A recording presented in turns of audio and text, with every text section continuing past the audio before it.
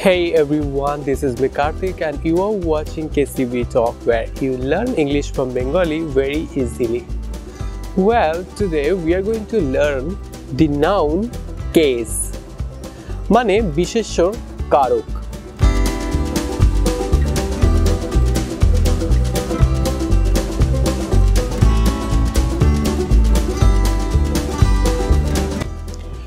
Well, গ্রামারে noun case একটা অন্যরকম ভূমিকা পালন করে সেন্টেন্স গঠনের ক্ষেত্রে, ইংলিশে কনভারসেশনের ক্ষেত্রে। এগুলো আমাদের চেনাটা অত্যন্ত প্রয়োজনীয়।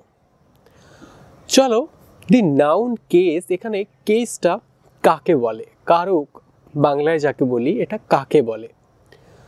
ওয়েল, একটা নাউন যেরকমভাবে সম্পর্কিত থাকে অন্যান্য ওয়ার্ডগুলোর সঙ্গে, অন্যান্য শব্দগুলোর সঙ্গে একটা বাক্যে, সেটাকেই আমরা কেস বলে থাকি।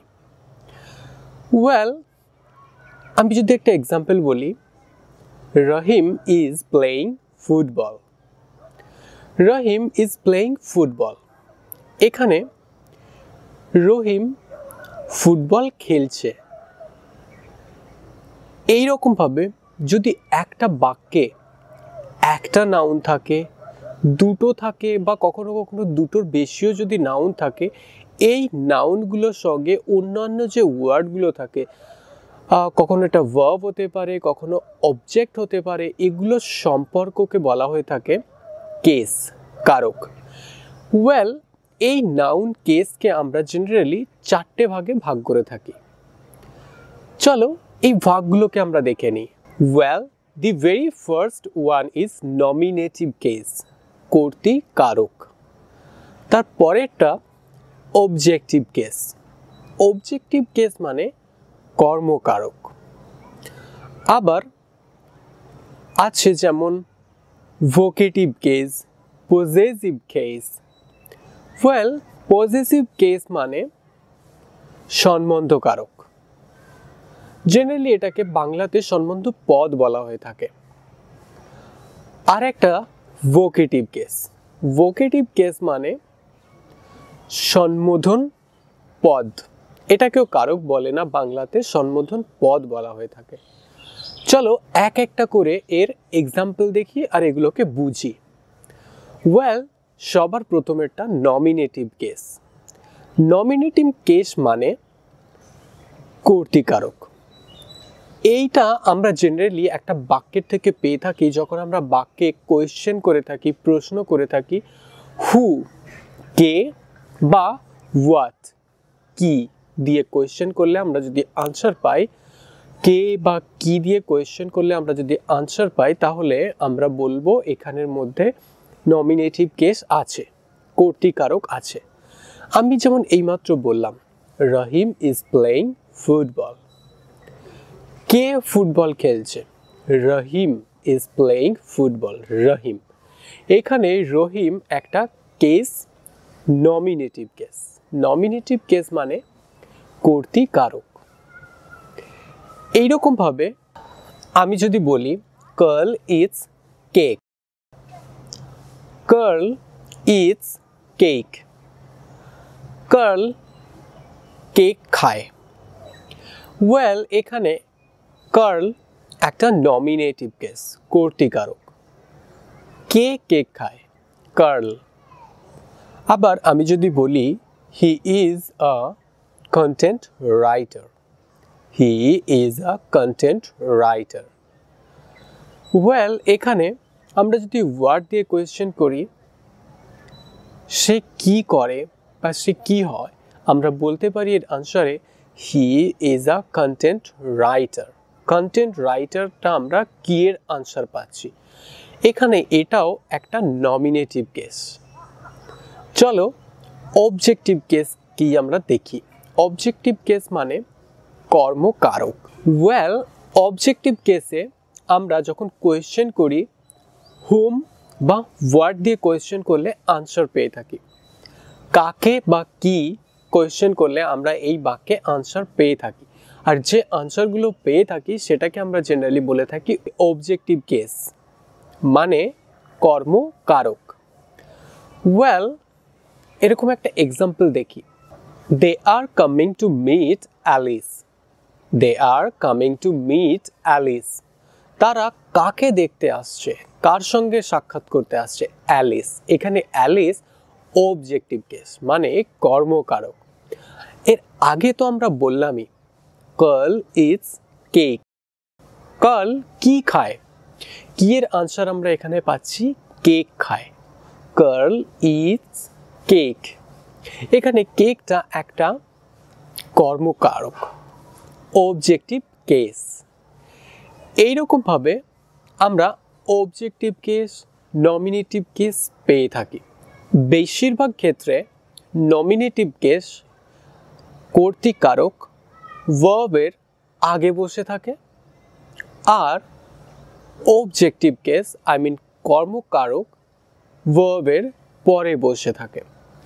যেমন কার্ল ইটস কেক, এখানে কার্ল কর্তৃকারক, কার্ল ভার্বের আগে বসছে।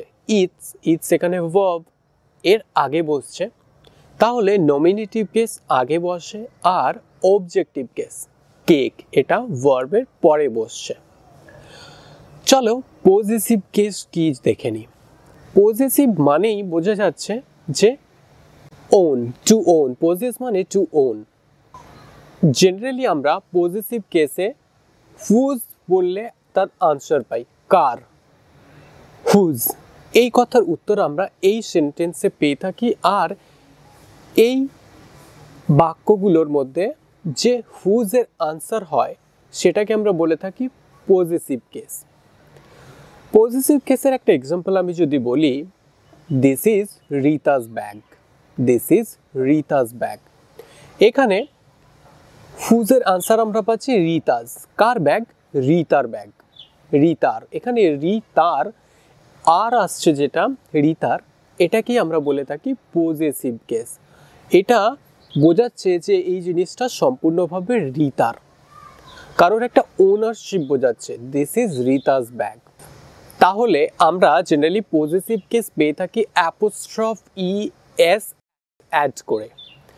ওয়েল, আমরা এরকমও দেখে থাকি the buses seats are not comfortable. এখানে আমরা বলছি বাসের সিটগুলো আরামদায়ক নয়। The buses seats are not comfortable.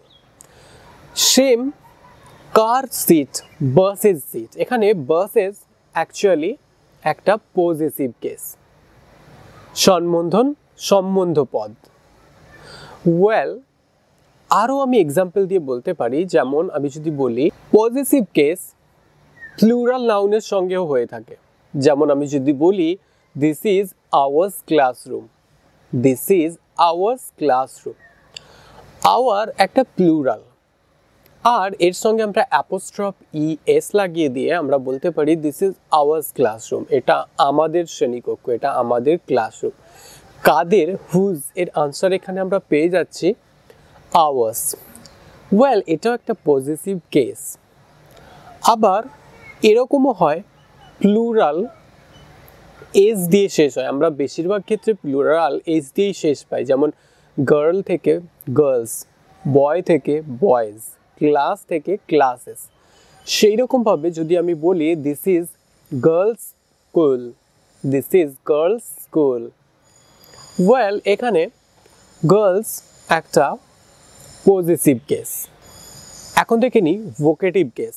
Vocative case মানে সম্বোধন পদ।